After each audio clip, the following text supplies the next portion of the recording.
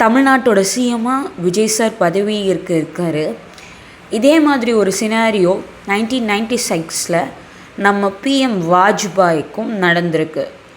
XPM முன்னாள் பிஎம்மாக இருந்த Vajpayee 1996 161 seat அடித்தும் அவரால் பிரதமராக முடியாமல் ஹங் அசம்பிளி அமைச்சு அதுக்கப்புறம் பல போராட்டங்களை கடந்து 1999 ரீஎலெக்ஷன் வச்சு தான் பிரதமரானார்.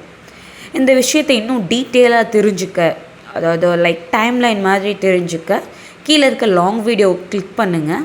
அப்போ தான் டிஎன்பிஎஸ்சி வித் பாலிடிக்ஸ் நம்ம கற்றுக்க முடியும்.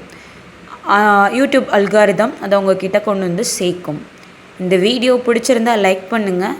இந்த மாதிரி பொலிட்டிக் வித் டிஎன்பிஎஸ்சி கற்றுக்கணும்னு நினச்சிங்கன்னா மறக்காமல் நம்ம சேனலை சப்ஸ்கிரைப் பண்ணுங்கள். உங்கள் ஃப்ரெண்ட்ஸ் யாருக்காவது இது தேவைப்படும்னு நினச்சிங்கன்னா ஷேர் பண்ணுங்கள். நன்றிகள்.